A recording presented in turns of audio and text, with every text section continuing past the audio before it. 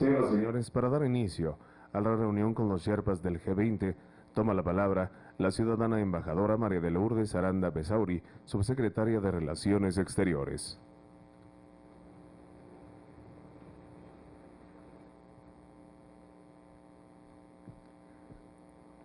Señor presidente, distinguidos colegas, agradecemos su hospitalidad y disposición para recibirnos el día de hoy en la Residencia Oficial de Los Pinos. En esta ocasión, los Sherpas del G20 estamos acompañados por los distinguidos representantes de 8 organismos internacionales. Quisiera informar a usted que esta es la segunda ocasión que nos reunimos en el marco de la presidencia mexicana del grupo Los Sherpas. La primera reunión tuvo lugar en Cancún el pasado mes de diciembre y logramos avances en materia de gobernanza global y funcionamiento interno del G20. Comenzamos ayer por la noche abordando 4 temas. Primero, discutimos los objetivos y prioridades de la presidencia mexicana durante 2012, y en especial para la Cumbre de los Cabos. Hay consenso en que la situación económica mundial presenta un nuevo reto, por lo que tiene un lugar destacado en nuestras discusiones. Revisamos también los trabajos que se han dado en materia de desarrollo. Este es un tema estrechamente vinculado con la recuperación del crecimiento económico. La agenda del desarrollo es muy amplia y por ello estamos concentrando la discusión en 3 aspectos específicos: infraestructura, seguridad alimentaria y crecimiento verde e incluyente. Esta mañana iniciamos las actividades con una sesión dedicada a los temas de empleo y comercio. También existen coincidencias entre todos los Sherpas sobre la urgente necesidad de trabajar de la mano para promover la creación de empleos y en especial para los jóvenes. Subrayamos la importancia que representa mantener las fronteras abiertas al comercio en este contorno económico que estamos enfrentando. El proteccionismo puede ser aún tan riesgoso como el problema de la deuda soberana. Otro tema que examinamos esta mañana fue el de la seguridad alimentaria. Creo que los momentos que están atravesando miles de compatriotas como consecuencia de la sequía demuestra por qué este tema debe estar en las discusiones de los líderes del G20. Finalmente, con objeto de mantener la comunicación y el flujo de información entre los viceministros de Finanzas y los Sherpas, esta mañana abordamos los aspectos económicos y financieros de la agenda del G20. Los compromisos que hemos adquirido para lograr el crecimiento vigoroso, sustentable y equilibrado, las reformas a la arquitectura financiera internacional y la regulación financiera. Durante esta reunión de trabajo, si usted nos permite, seguiríamos también con este tema de la situación económica internacional y el papel del G20 en su resolución. Por la tarde nos resta presentar a nuestros visitantes los avances de la organización de la Cumbre Empresarial del B20 y la estrategia de diálogo ampliado de la presencia mexicana. Agradezco nuevamente el tenernos aquí y tener la oportunidad de que nos guíe a los Sherpas en nuestro trabajo de aquí a la cumbre. Muchísimas gracias.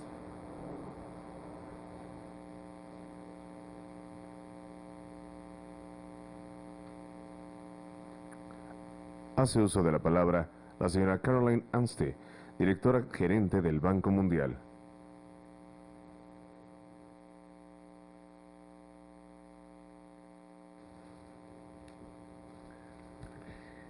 Thank you very much, Mr. President. On behalf of all the international organizations, may I thank you very much for your now legendary hospitality in Mexico, and also say how excited we are that Mexico has the presidency of the G20. Lo siento, pero yo voy a hablar en inglés porque español es un poco difícil para mí. I wanted to really say 6 points about the global economy, especially from the perspective of developing countries. And I think my colleague from the IMF, David Lipton, will talk a little bit more about Europe. I think the first point is that the financial turmoil we know generated by the intensification of the fiscal crisis in Europe has now spread to both developed and developing countries and is generating significant headwinds. Capital flows to developing countries have declined by almost half as compared with last year. Growth in Brazil, India, and to a lesser extent Russia, South Africa, and Turkey has slowed, in part due to domestic policy tightening. And as a result, and despite some stronger activity in the US and Japan, global growth and world trade has slowed sharply. For developing countries, contagion has been very broadly based. As of January 20th, bond spreads for emerging markets have widened by an average of 117 basis points from their end of July levels, and developing countries' stock markets have lost 8.5% of their value. This, combined with a 4.2% drop in high-income stock market valuations, has translated into a $6.5 trillion, or that's 9.5% of global GDP, in wealth losses. We also know that growth prospects for developing countries have dimmed, downside risks have escalated. We've now revised growth for developing countries down to 5.4% and 6% for 2012 and 2013, down from 6.2 and 6.3 forecast last year. Countries that are most vulnerable are those with high government deficits, elevated financing requirements, dependence on commodities, remittances, and external trade. Developing countries could be forced to pro-cyclically cut spending, especially if financing for government deficits dries up. We also know that remittances to developing countries, on which many countries depend, could decline by 6%. I think there are now 24 countries for whom remittances make up more than 10% of their GDP. So that obviously has implications. Trade financing remains very vulnerable to the Eurozone financial crisis. We talked a little bit about that today. The World Bank is of the view that because European banks are major players in global trade finance, with over 1/3 of trade finance accounted by large euro area banks and 40% of trade credit going to Latin America and Asia being provided by French and Spanish banks, we're already seeing a scale back of trade finance with the sharpest declines in Latin America by 57% negative and 48% for Africa. We're also very worried about deleveraging, and countries in Eastern Europe are particularly vulnerable, and we are now at the World Bank, we are now coming forward with a 27 billion facility, especially for Europe and Central Asia. I think in terms of slower growth and asset prices deteriorating, it's important that throughout the developing world we see stress testing of banking sectors. Maybe to sum up, I can talk about the good news, the bad news, and some optimism about what the G20 can maybe do. I think the good news is that we have seen some tentative signals of stabilization, and recent policy measures have helped lower the cost of insuring government bonds in several troubled Eurozone areas. But we also see that large rollover requirements could spark renewed nervousness.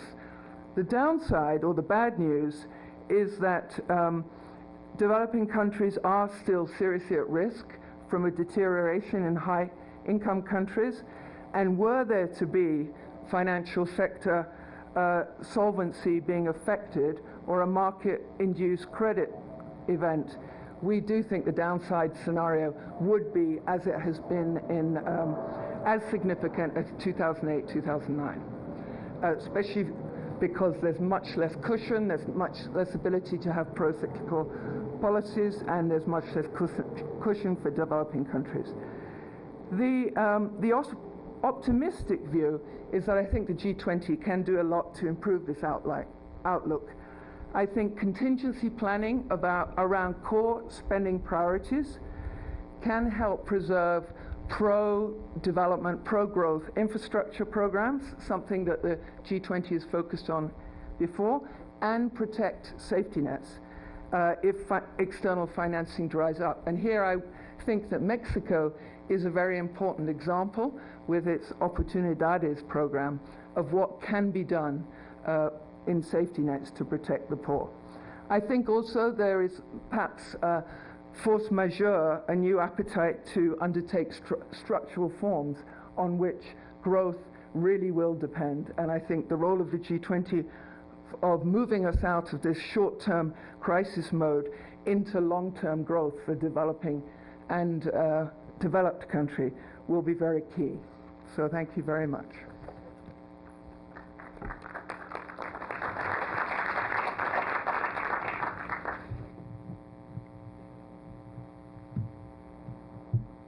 Toca el turno en el uso de la palabra al señor David Lipton, primer subdirector gerente del Fondo Monetario Internacional.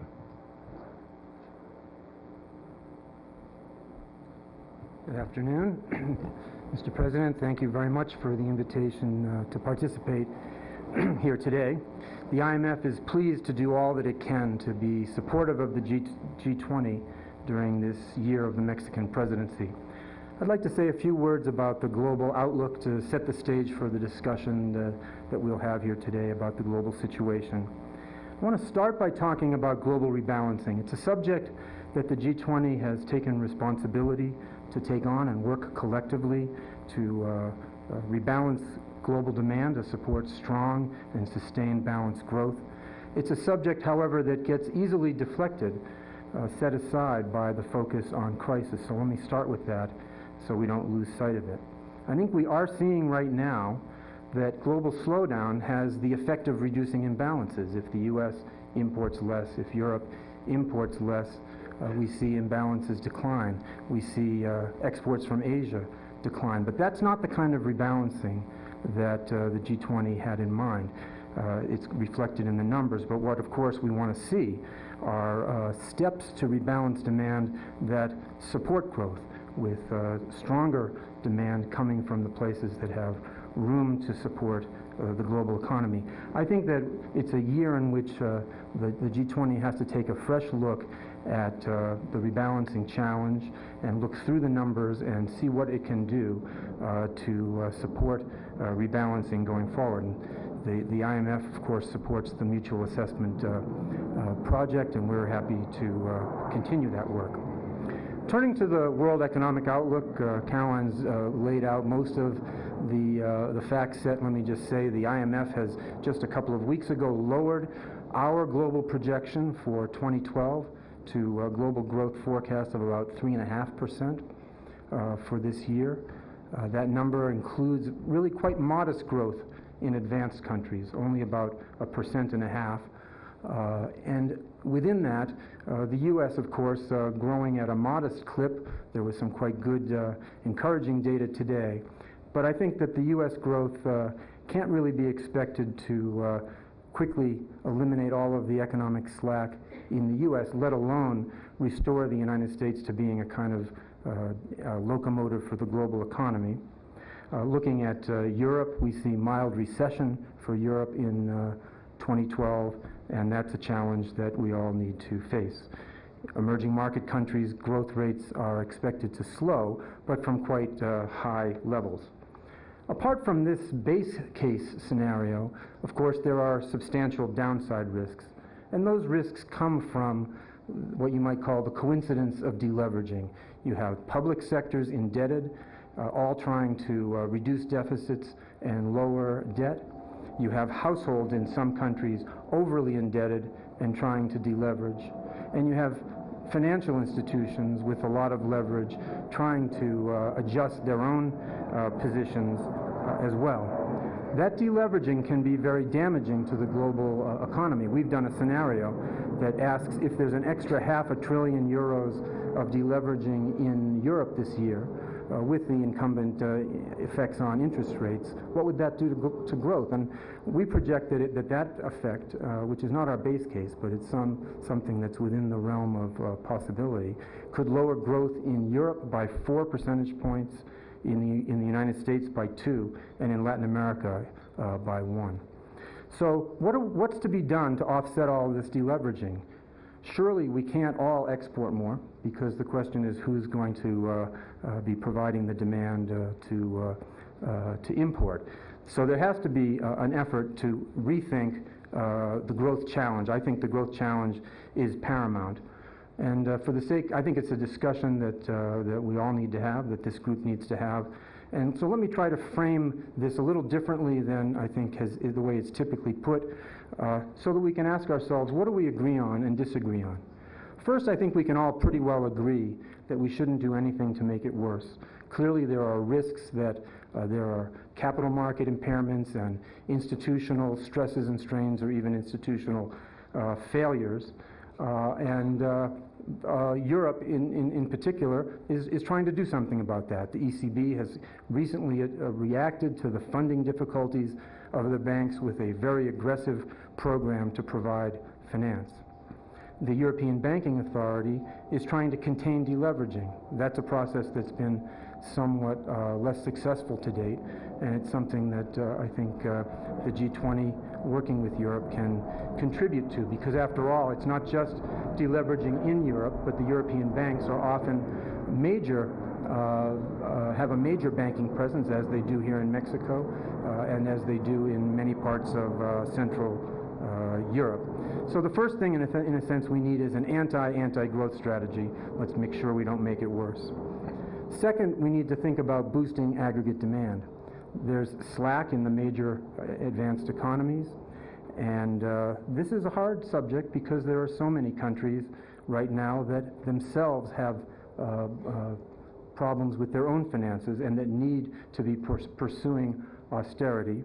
And so the trade-off of supporting growth and dealing with this is a tricky one. Third, of course, we need to increase potential growth, supply over the longer term. This is an area where I think we all agree, but I think we have to be modest in understanding that this will take time. Structural measures don't take effect quickly. And even some of the structural measures that you take may increase supply today and exacerbate the lack of the imbalance between demand and supply at present. And fourth, we of course need to talk about financing. Financing is important for two reasons. The traditional reason is to make sure that countries who are hard hit don't have to do such harsh adjustment that they have adverse consequences. So the IMF wants to help what we're calling innocent bystanders, countries that might be affected by what's going on in Europe, either in Central Europe or in the emerging market world, or among the lower income countries. The second reason for finance, of course, is to make sure that solvent European countries are not dragged down by what we call the bad equilibrium, that pessimism leads to high interest rates, leads to an unsustainable fiscal position. And so we need finance to be supportive there.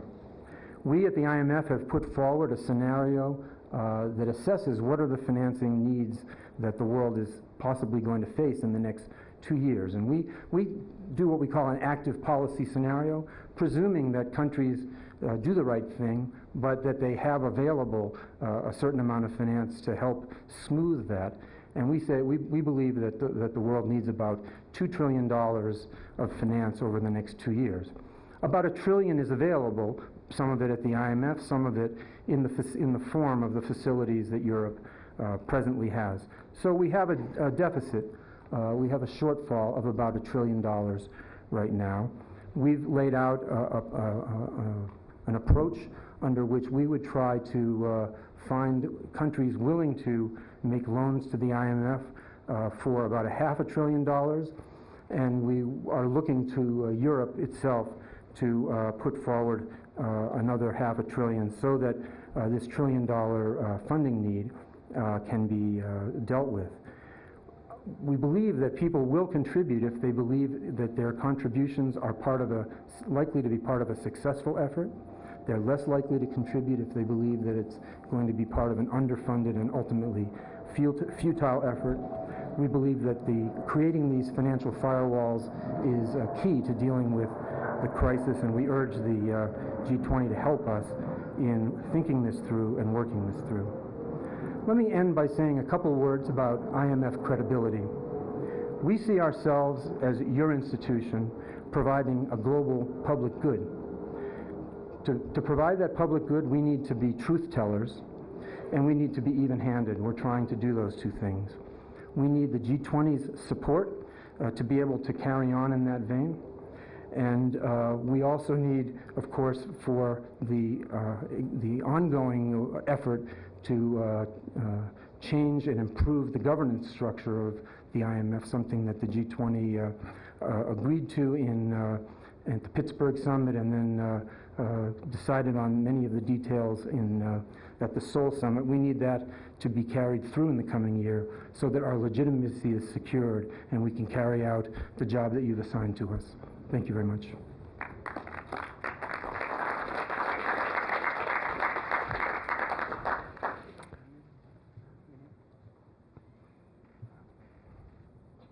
Escuchemos al ciudadano Felipe Calderón Hinojosa, presidente de los Estados Unidos Mexicanos.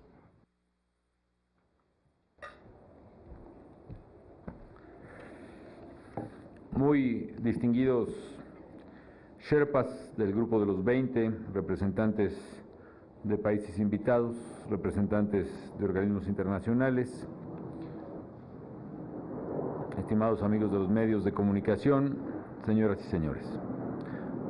Primero que nada, muy bienvenidos a México.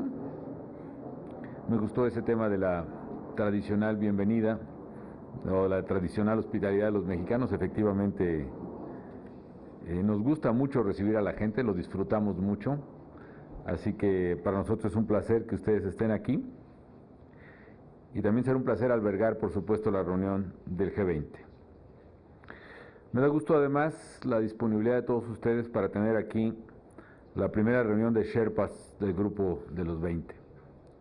Hagan un favor, si la traducción que ustedes tienen va muy atropellada y tengo que hablar más despacio, le pido que me lo digan porque me interesa que me entiendan.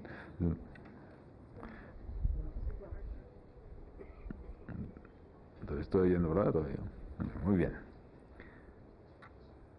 Bueno, para nosotros, para México, es un privilegio el que México se convierta en el primer país latinoamericano y la segunda economía emergente después de nuestro querido país amigo de Corea en ocupar esta posición tan relevante. Esta es una decisión que entendemos corresponde a una participación activa que ha tenido México en los temas globales y también quizá el manejo que hemos tratado que sea responsable y prudente de nuestra economía, lo cual se ve reflejado en términos de solidez y de crecimiento. En 2011 nuestra economía creció probablemente 4%. Generamos en ese 2011, a pesar de ser un año difícil, casi 600,000 nuevos empleos en el sector formal, 600,000 nuevos empleos en términos netos. La inflación, que fue un problema por los precios de los commodities sobre todo, sin embargo se mantuvo razonablemente baja, 3.82%. Nuestras finanzas también están en orden. El déficit público, ya incluyendo toda la inversión de petróleos mexicanos, por ejemplo, es ligeramente superior al 2%.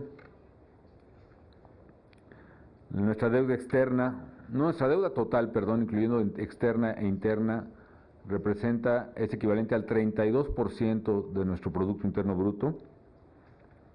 Nuestras reservas internacionales son de 147,000 millones de dólares, que equivalen pues al doble de toda nuestra deuda externa, por ejemplo, la deuda del gobierno central, y eso sin contar las disponibilidades que tenemos con el Fondo Monetario por 72,000 millones de dólares más. En términos de nuestro sistema financiero y bancario, por ejemplo, el promedio de capitalización de la banca mexicana es de 16%.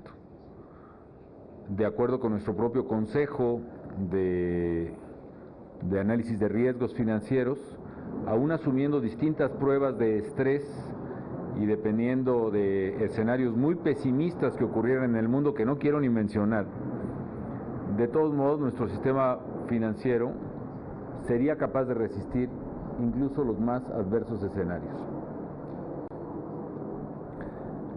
En fin, estamos muy contentos de albergar al G20, y es una distinción que nos llena de orgullo, pero también de un gran sentido de responsabilidad, especialmente por la delicada situación económica que está atravesando la economía global. Y me interesaba mucho reunirme con ustedes, los Sherpas, porque sé que ustedes son los que hacen el trabajo. A final de cuentas, pues esto no lo debo decir públicamente, pero cuando llegamos a las reuniones, si los Sherpas hicieron su trabajo, salen las reuniones, y si no lo hicieron, pues no sale, y estamos tronándonos los dedos los presidentes y jefes de Estado a ver qué cosa podemos decir que suene más o menos sólido. Estoy seguro que el trabajo de los Sherpas o se hace bien y se concluye días antes de la reunión del G20, o difícilmente tendremos resultados buenos. Yo creo que lo van a hacer muy bien, y por eso me interesaba hablar con ustedes. Nunca he estado en el Himalaya, pero entiendo que la palabra Sherpa nos recuerda a los guías locales que orientan a los alpinistas y a los excursionistas a cruzar el Himalaya o a subir al Everest o cualquiera de sus cumbres desafiantes. Y bueno, poco más o menos vamos a hacer eso, queridos amigos. Ustedes nos tienen que guiar a cruzar el Himalaya y a subir al Everest en esta reunión, con la diferencia esta vez que lo tenemos que hacer en medio de una gran tormenta de nieve, y no me refiero a las actuales circunstancias de Europa climáticas, sino a las circunstancias financieras de Europa. Me parece que este término pues es adecuado y refleja lo retador que es esta reunión de G20. Lo sabemos, estamos viviendo la peor crisis económica que nuestras generaciones recuerden. Es una crisis de ya casi 5 años, 4 años. Todavía no se ve claramente una solución definitiva. Y evidentemente, aunque no es un problema solo de Europa, la mayor preocupación, que duda cabe, está en Europa. En este sentido, todos nos sentimos europeos. Decía yo hace unos días que sabemos que hay ahí una bomba de tiempo y que tenemos que desactivarla rápidamente antes de que explote sobre todos nosotros, y que de hecho eso es lo que han estado haciendo, desactivándola mis amigos y colegas líderes en la Unión Europea. Bueno, ese es el panorama que no tengo ustedes lo conocen mucho mejor que yo. Ahora, quiero hablar de los 5 temas que son nuestra prioridad. Ustedes los conocen. Primero, recuperar la estabilidad económica y el crecimiento. Segundo, fortalecer las instituciones financieras internacionales. Tercero, mejorar los sistemas financieros con un especial énfasis en el tema social y económico de la inclusión financiera. Cuarto es impulsar la seguridad alimentaria y la estabilidad de los precios de los alimentos. Y quinto, impulsar una verdadera estrategia de crecimiento verde. Me voy a referir un poco a todos ellos. Hablando de recuperar la estabilidad económica y el crecimiento. Bueno, ustedes dirán qué puede decir un país como México a las grandes naciones del mundo que están enfrentando una crisis tan compleja. Y bueno, creo que lo que podemos compartir con ustedes es nuestra experiencia. Y duele decirlo, pero nuestras malas experiencias. Es importante, como dice un dicho que no sé si es mexicano nada más o internacional, es vital aprender en cabeza ajena. Como ustedes saben, México y muchas naciones de Latinoamérica fuimos sinónimo de crisis, de mal manejo económico, mientras otras naciones eran sinónimo de prosperidad y solidez. Hoy las cosas son un poco distintas. Y las crisis que tuvimos en el pasado nos dejaron lecciones muy importantes. Las crisis que tuvimos en el pasado fueron de distinta naturaleza, como les voy a explicar, pero todas nos han dejado lecciones. Quizá la primera es, coincidiendo un poco con el problema que está viviéndose en diversas partes del mundo, la crisis empieza cuando uno rompe una regla básica de cualquier madre de familia que lleva el gasto de su casa, y que es: uno no puede gastar permanentemente más de lo que recibe. Las crisis empiezan cuando surgen los déficits públicos, y los déficits públicos se vuelven incontrolables. Se incurre en un financiamiento sistémico de esos déficits, viene un problema de turbulencia internacional, nerviosismo en los mercados, aumento de las tasas de interés, y finalmente se generan las crisis que estamos viviendo. Eso lo vimos en México, lo vimos en América Latina, donde déficits públicos recurrentes y cada vez más fuera de control nos llevaron a las peores crisis de deuda que hayamos tenido en nuestra historia. De hecho, en la década de los 80 se habla de la década perdida para América Latina, y creo que es una experiencia en la que podemos aprender y debemos tratar de evitar para ahora en el mundo. Otra de las cosas que aprendimos es que la clave para resolver las crisis es la velocidad para actuar. La velocidad es relevante, es decir, actuar con audacia y con oportunidad para recuperar la estabilidad económica. El nombre del juego es, a mi manera de ver, confianza. Y la confianza tarda mucho tiempo en construirse y se destruye muy rápidamente. La confianza se ha perdido de los mercados, por ejemplo, a nuestras economías, y lo que hay que hacer es recuperarla lo más rápido que se pueda. Y para recuperar la confianza se requiere contundencia en las soluciones. Tiene que haber un margen de espacio incluso superior a la solución esperada. Tiene que haber una respuesta claramente superior a la solución esperada, una especie de overshooting en las respuestas que demos los países. Otro tema que hemos aprendido nosotros es que hay que distinguir muy bien crisis de liquidez y crisis de solvencia. Concretamente, cuando un país tiene fundamentos sólidos, pero no tiene dinero en el corto tiempo, tiene una crisis de liquidez, lo que necesita es dinero para enfrentarla, seguro de que podrá pagar próximamente. Cuando tiene problemas de insolvencia, es decir, ha perdido cualquier capacidad de cumplir sus obligaciones, no hay dinero que alcance y se requiere reestructurar drásticamente. Esta diferencia es clave para estos problemas. Ejemplos mexicanos, bueno, la crisis, por desgracia, mundialmente famosa del tequila, de 1995, fue una crisis de liquidez, por errores que no vienen a cuento, pero finalmente estalló el peso mexicano, las tasas de interés se fueron a las nubes, y no tuvimos manera de enfrentar nuestros compromisos financieros, pero se actuó con credibilidad para un ajuste fiscal muy fuerte, y también recibimos el apoyo decidido de gobiernos y de organismos internacionales para implementar una estrategia de contención. En este caso el apoyo del Fondo Monetario fue clave, y no era suficiente el fondo, tuvimos claramente el apoyo del Tesoro de Estados Unidos, y lo digo con toda claridad.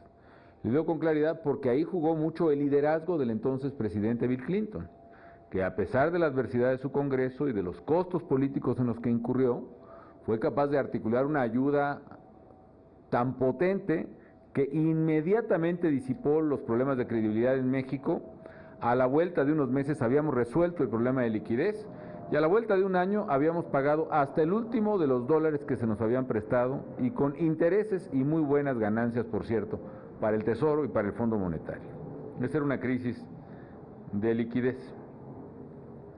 En Europa, por ejemplo, a mí me parece medular que se distinga que hay economías muy fuertes, muy grandes, muy potentes, como es por ejemplo España e Italia, que sí tienen problemas de liquidez y que requieren todo el apoyo inmediato que entre todos podamos construir. Y cuando digo el apoyo inmediato, no me refiero solo al apoyo de las instituciones europeas, llámese Banco Central o llámese todas las mecanismos que se han construido en estos años, sino que se requiere el Fondo Monetario, y se requiere el Banco Mundial, y se requieren los bancos regionales, y se requiere que nosotros también, países en desarrollo, pongamos en las instituciones internacionales dinero para hacer frente masivamente al problema. Es un poco una expresión mexicana de que tenemos que echarle montón al problema de credibilidad, ¿no? No sé cómo se diga en otros idiomas, pero es como ahora que viene la final del fútbol americano, si sabemos que la jugada del contrario, sabemos claramente que va a ser una corrida, tenemos que parar al corredor a como dé lugar, y tenemos que emplear todos los jugadores en juego para parar al corredor. Ahora tenemos un problema de credibilidad en la liquidez de economías que son enormes, y podemos vencer ese problema de credibilidad entre todos si le echamos montón. Pero si regateamos, o como decimos nosotros, pichicateamos, ¿no?, los apoyos que se tengan que dar, vamos a perder todos. Eso es importante. Por eso yo me sumo a la idea de construir esta barrera de fuego, el firewall, para evitar que un problema de liquidez termine siendo un problema de solvencia. Yo, por ejemplo, admiro mucho a Italia, tiene una deuda de 120% de su PIB, 100% digamos, ¿no? Pero sí, déjame, 100% para que salga mi ejemplo. Si Italia puede ser muy solvente con tasas de interés del 3%, no hay problema para nadie. Pero si las tasas se van al 7%, eso significa que el déficit de Italia se va a incrementar 4% del PIB por año, lo cual puede convertirlo en un problema de liquidez, un problema de solvencia y nos arrastra a todos. Y aquí la clave, amigos, no es tanto el dinero que se necesita, sino la credibilidad que se pueda rescatar. Es un asunto de credibilidad. El firewall no es para pagar dinero, el firewall es para comprar credibilidad, mucha credibilidad. Y por eso insisto, mientras más dinero pongamos en el firewall, menos dinero vamos a gastar. Y al revés, mientras menos dinero pongamos ahí, más nos va a costar a todos esta crisis. Mientras más dudemos en construirla, más nos va a costar a todos. Es un poco la estrategia que se usa, según la cual, si la amenaza es suficientemente creíble, nunca se tendrá que cumplir la amenaza. Es un poco la idea, ¿no? O bien todo lo que, en fin, no quiero entrar a otros tipos de ejemplos, pero esa es un poco la idea. Creo que lo primero es cerrar ese problema de liquidez. Hay otros países que, otra vez en América, hay otros países que tienen no problemas de liquidez, sino problemas de insolvencia. Todos conocemos el caso de Grecia y puede haber otros, ¿no? Qué bueno que ahora se está reconociendo ese problema. Grecia no puede pagar la deuda tal y como está y lo mejor para todos es que se renegocie en orden y lo más pronto posible. El habernos tardado tanto tiempo, meses y quizá años en reconocer eso, nos costó a todos un problema. Y de un problema pequeño, como puede ser el tamaño de la economía griega respecto a la economía de Europa o del mundo, se volvió un problema colosal. Entonces, reconocer que hay un problema de insolvencia, no se puede pagar esa deuda y hay que renegociarla y reestructurarla a su valor real. Y para ello también sirve una experiencia latinoamericana. Nosotros perdimos toda la década de los 80s por no reconocer que no podíamos pagar nuestra deuda. Hasta que finalmente, a principios de los 90s, se reconoció que la deuda latinoamericana no valía lo que se había asumido, se renegoció y empezamos a crecer. Jugaron mucho los bonos Brady ahí que nos permitieron salir. Y para renegociar, amigos, hay dos ejemplos, como decimos en México, a la buena o a la mala, ¿no? Renegociar a la buena genera círculos virtuosos. Renegociar a la mala, también tenemos ejemplos, no son bonos Brady, sino es, por ejemplo, el caso de Argentina, que trató de sostener su tipo de cambio a sangre y fuego 3 años, trató de hacer ajustes draconianos en la reducción de sus costos reales internamente, hasta que finalmente explotó la caja de convertibilidad, se generó un caos y finalmente, pues, por la fuerza de los hechos, la deuda que era impagable, pues dejó de pagarse y se acabó el problema de la deuda, digamos, en Argentina en aquel entonces. Creo que es un escenario que no se quiere, ¿no? Bueno, finalmente, ¿qué es lo que quiero decir con esta reunión del G20? Sé que nosotros no podemos resolver esos problemas, pero sí creo que podemos compartir esas experiencias, debemos aprender de esas experiencias y algo que yo sí quiero hacer y les pido su ayuda. Queremos jugar un papel activo en la construcción de acuerdos. A mí me da la impresión de que las soluciones están en la mesa y hay mucho temor de ver quién pone la solución primero. Obviamente en Europa yo veo que los grandes líderes exigen y piden con razón a los países en problemas que pongan la solución primero de su parte. Los países fuera de Europa decimos o dicen, y quizá con razón no, son los europeos los que tienen que poner el dinero primero. Y así sucesivamente estamos en un círculo vicioso en el cual nadie se atreve a dar el primer paso. Yo quiero que contribuyamos a armonizar y que todos digamos, aquí está la solución como economía en problemas, y que las instancias europeas digan, pues aquí está el dinero que se necesita, y que los americanos digan, aquí está también el dinero para el Fondo Monetario Internacional, y que el resto de los países digamos, aquí está el dinero para el fondo, y todos contribuyamos ya a un círculo virtuoso de soluciones que se ponen sobre la mesa. Es una especie de chicken game aquí donde yo me resisto hasta que tú des el primer paso.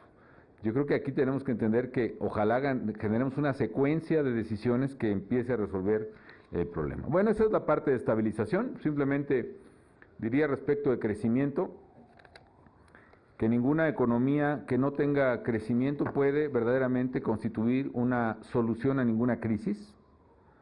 Tiene que hacerse consolidación fiscal y ajuste fiscal, pero tiene que encontrarse alternativas para el crecimiento inmediato.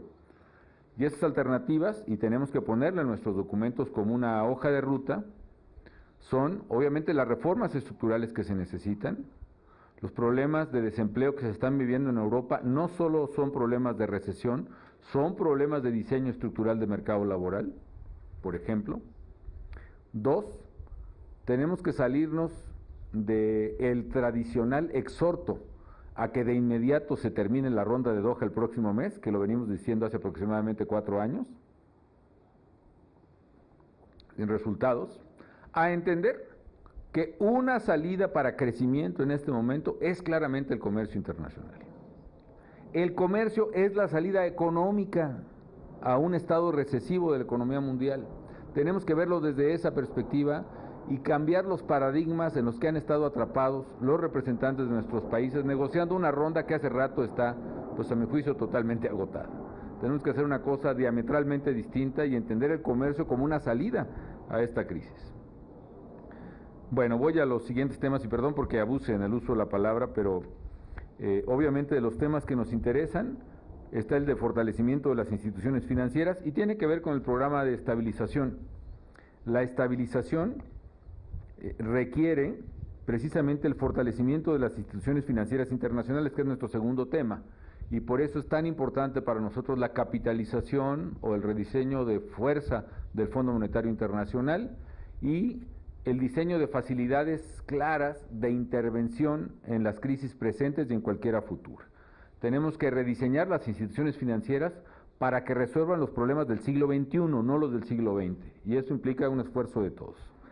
Tercero, la mejora de los sistemas financieros, incluido medidas para ampliar la inclusión financiera, y aquí simplemente reitero que esta crisis empezó antes de Lehman por problemas financieros y por irresponsabilidad financiera, y tenemos que evitar que esa crisis se repita precisamente.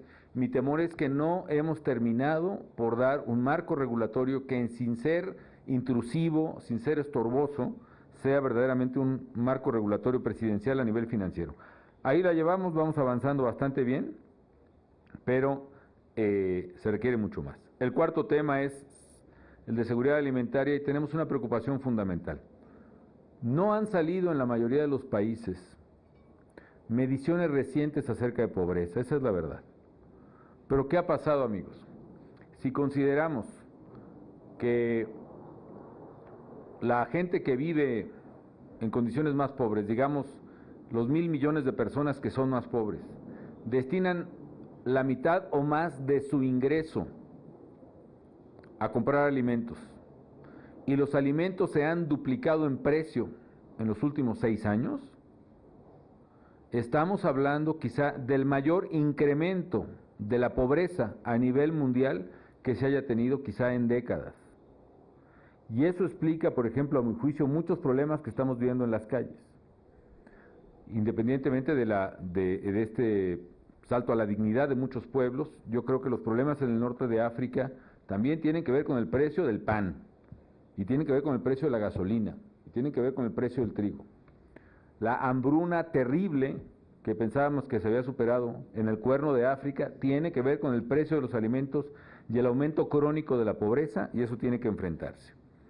Y bueno, el quinto tema, la estrategia de crecimiento verde. Este es un tema que me apasiona y por tanto pues mejor lo voy a dejar así, no me quiero extender. Simplemente digo que también hay que verlo desde otra perspectiva. Vean el problema de México. Nosotros el año pasado tuvimos al mismo tiempo las peores inundaciones en la historia en el sureste, y al mismo tiempo inundaciones como las que está teniendo, por ejemplo, la parte norte de Sudamérica, ¿no? Colombia, Venezuela han tenido inundaciones pavorosas, ¿no? Y al mismo tiempo nosotros tuvimos el mismo año la peor sequía en 70 años en México. ¿Por qué digo 70 años? Pues porque no tenemos registros más antiguos, ¿no? Pero según los registros de Texas, es la peor sequía en 180 años y estamos a 3 metros de Texas nosotros. Esto es cambio climático. Yo entiendo la resistencia que hay en tiempo de crisis a hablar de cambio climático. Por eso vamos a poner el énfasis en crecimiento verde. Y quiero que vean esto desde otra perspectiva.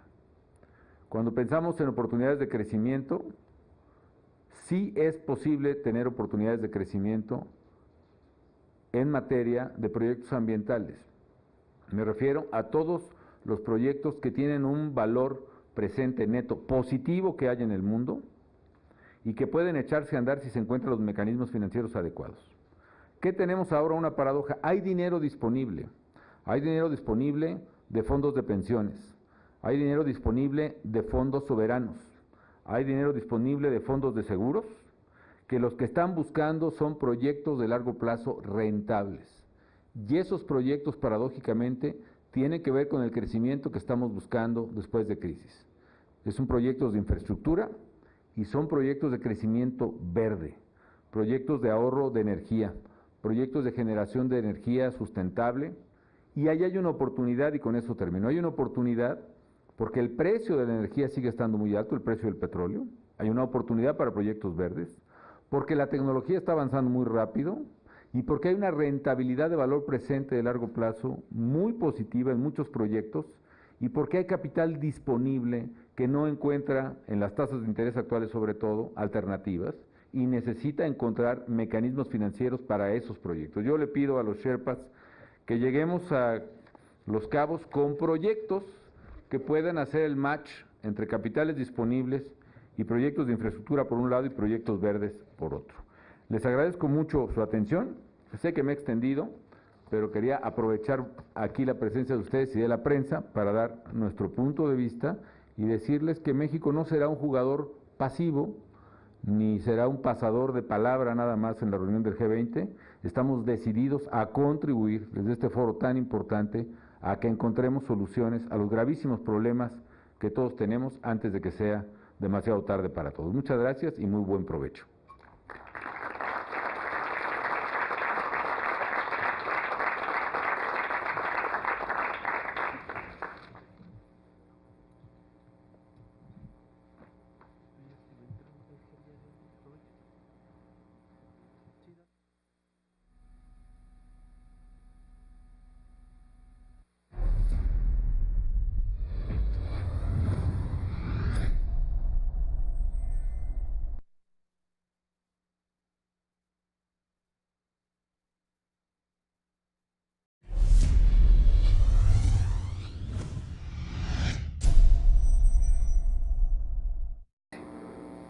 Finalmente, con objeto de mantener la comunicación y el flujo de información entre los viceministros de Finanzas y los Sherpas, esta mañana abordamos los aspectos económicos y financieros de la agenda del G20.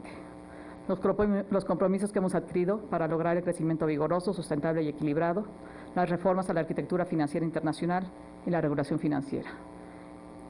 Durante esta reunión de trabajo, si usted nos permite, seguiríamos también con este tema de la situación económica internacional y el papel del G20 en su resolución.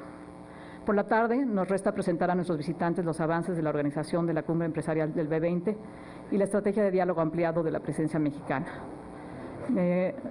Agradezco nuevamente el tenernos aquí y tener la oportunidad de que nos guíe a los Sherpas en nuestro trabajo de aquí a la cumbre. Muchísimas gracias.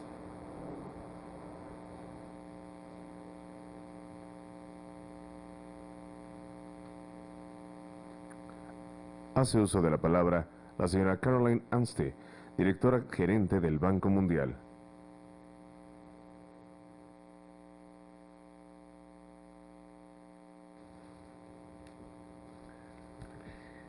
Thank you very much, Mr. President.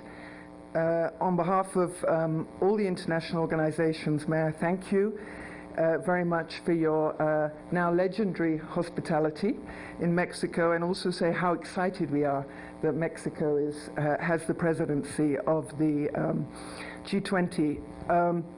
Lo siento, pero yo voy a hablar en inglés porque español es un poco difícil para mí.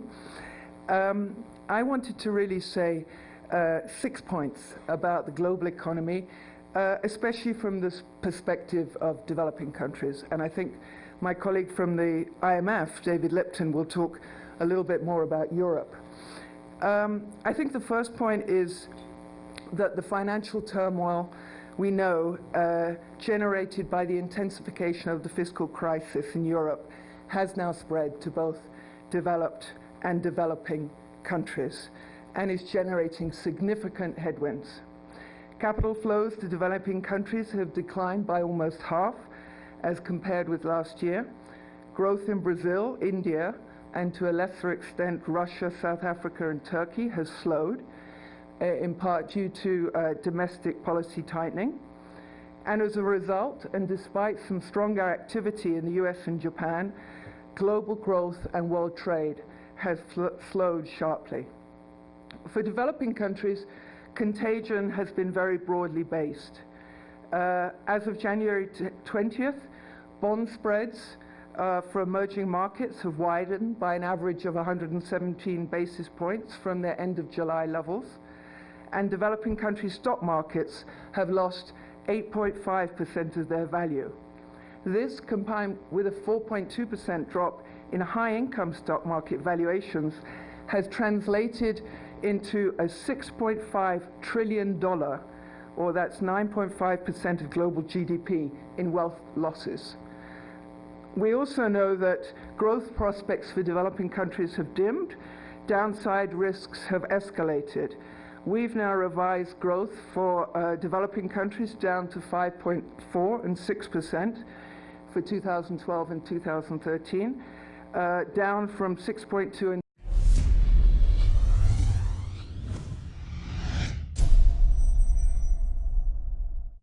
Señoras y señores, para dar inicio a la reunión con los Sherpas del G20, toma la palabra la ciudadana embajadora María de Lourdes Aranda Besauri, subsecretaria de Relaciones Exteriores.